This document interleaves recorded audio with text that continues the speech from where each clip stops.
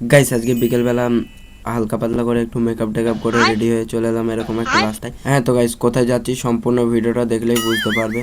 তো গাইস আমাদের ওখানে পৌঁছাতে প্রায় সন্ধ্যের মতো হয়ে গিয়েছিল, আই মিন সন্ধ্যে নেমে গিয়েছিল।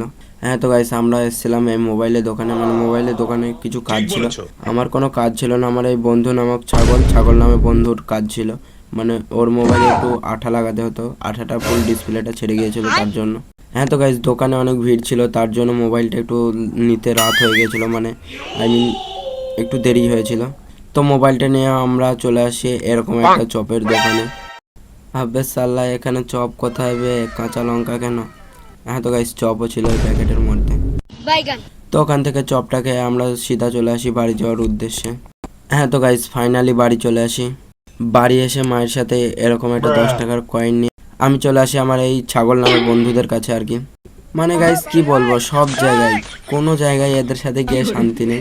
কি বলবো গাইস, মানে পুরো মাথাটাই নষ্ট। হ্যাঁ তো গাইস আমরা দোকানে এসেছিলাম এরকম একটা পেপার কিনতে, কারণ আমাদের যেহেতু স্কুলে প্রজেক্ট দিয়েছে, প্রজেক্টগুলো করতে হবে, তাই এখান থেকে ব্লগটা শেষ করছি। দেখার জন্য নেক্সট ব্লগে।